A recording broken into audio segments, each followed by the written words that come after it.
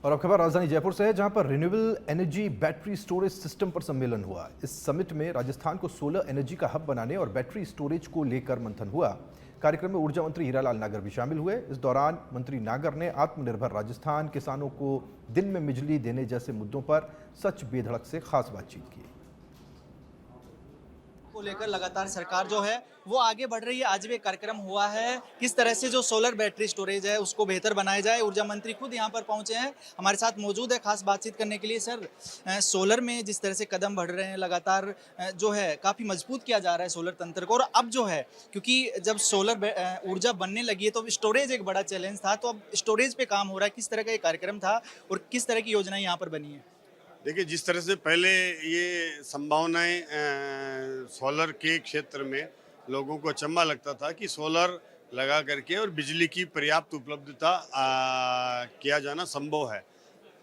लेकिन अब जब पर्याप्त उपलब्ध सोलर होने लग गया और अधिक बिजली सोलर से मिलने लग गई, अब आवश्यकता इस बात की है कि बेस को हम लेकर के आए। बेस पर लगातार पूरे देश में मैन्युफैक्चरिंग पर, बेस की मैन्युफैक्चरिंग पर, इसके लिए बेस लगाने पर टेंडर भी निकल रहे हैं, प्रयास भी कर रहे हैं और इस पर नई नई टेक्नोलॉजी भी आ रही है। तो उसके माध्यम से अब बेस को स्टोर करके और ये पीक हावर्स में दिया जा सकता है। इस पर बड़े काम करने की ज़रूरत है और राजस्थान ऐसा राज्य है जो इस पर सबसे बेहतर और अग्रणीय काम कर रहा है। और आने वाले समय में राजस्थान की जो हमारी सोलर की उपलब्धता है उससे हम स्टोर करके और पीक आवर्स की डिमांड को पूरा करने में सक्षम होंगे। उसके लिए हमने लगभग 6000 के टेंडर हम कर चुके हैं मेगावाट के, 6400 के और टेंडर हमने निकाल दिए हैं। तो ये सब चीज़ें राजस्थान कर रहा है क्योंकि हमारे यहाँ उपलब्धता भी है और हमें इसकी आवश्यकता भी है पीक आवर्स। सर, देश भर में सोलर की क्रांति आई है, राजस्थान सोलर का हब बन रहा है। एक डीसीआर नॉन डीसीआर का मसला चला था, हालांकि अब छूट मिली है, लेकिन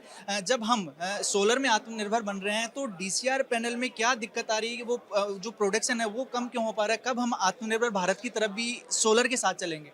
देखिए, अब जो पहले ये होता था कि सीधा आयातित पैनल लगते थे, उसके बाद में यही पैनल बनने लगे, लेकिन उसके सेल जो है वो फिर भी बाहर से आ रहे हैं, चाइना से आ रहे हैं।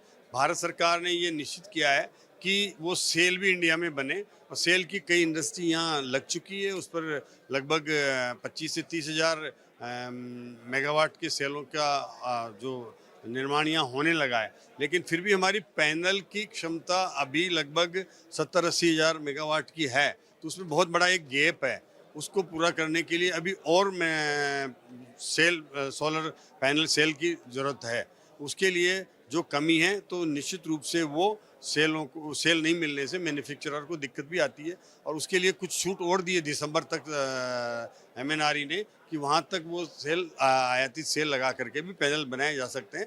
धीरे धीरे क्षमता बढ़ा रहे हैं और इस रोक की वजह से ही आज राजस्थान देश में सेल की मैन्युफैक्चरिंग की इंडस्ट्री आना चालू हुई है। एक महत्वपूर्ण सवाल, किसानों को दिन में बिजली देने का जो वादा किया था 2027 तक, 2026 आधा निकल चुका है। करीब करीब ज़्यादातर जिलों में दिन में बिजली देने का काम हो चुका है, लेकिन जो बची जगह है वहाँ पर क्या 2027 तक अब सरकार अपना वादा पूरा कर पाएगी और उस दिशा में कितना बढ़ रहे हैं और क्या बाकी काम है? देखिए, हम लगातार जो दिन में किसानों को बिजली देने का जो हमारे मुख्यमंत्री जी की घोषणा है उस पर हमारा विभाग काम कर रहा है और कई जिलों में हम पूरे जिलों को नहीं दे पा रहे, लेकिन उस जिले के अधिकतर जीएसएस पर अभी भी हम दिन में जहां पर हमारे पास पर्याप्त वहां उपलब्धता है, जीएसएस की क्षमता है, वहाँ ट्रांसमिशन की कोई प्रॉब्लम नहीं है तो वहाँ दे रहे हैं। लेकिन जो बचे हुए जीएसएस है वहाँ की क्षमता बढ़ा रहे हैं हम। अगर वहाँ पर नया जीएसएस की ज़रूरत है तो नए जीएसएस हम बना रहे हैं। इन 2.5 सालों में हमने लगभग 450 जीएसएस 33/11 के बना करके तैयार करके जनता को समर्पित किए हैं और लगभग इतनों पर ही और काम चल रहा है। तो ये बड़ी संख्या में जब जीएसएस बनेंगे तो डे टाइम की बिजली उनसे उपलब्ध होगी और हम क्षमता भी बढ़ा रहे हैं। वहाँ के जो पावर ट्रांसफार्मर हैं उनको चेंज करके उनकी क्षमता बढ़ा रहे हैं और ट्रांसमिशन का भी जहाँ जहाँ कंस्ट्रेंट है उसको भी हम पूरा दूर कर रहे हैं। तो आने वाले 2027 के तक हम अधिकतर जिलों में निश्चित रूप से बिजली दिन में कृषि के क्षेत्र को देंगे और कुछ बचेंगे उसको 1-2 महीने के अंदर अंदर दे देंगे। तो मैं समझता हूँ कि मार्च तक हम 27 मार्च तक के महीने तक लगभग पूरे राजस्थान में दिन में बिजली देने की हमारी सरकार की जो योजना है उसको पूरा करेंगे। तो देखिए ऊर्जा मंत्री हीरालाल नागर हमारे साथ मौजूद थे, साफ तौर पर कहें कि किस तरह से राजस्थान को ऊर्जा के क्षेत्र में आत्मनिर्भर बनाना है, ऊर्जादाता प्रदेश बनाना है और किस तरह से किसानों को दिन में बिजली देने का काम किया जाएगा। वीडियो जर्नलिस्ट मनोज सेन के साथ सुनील यादव, सच वेदर।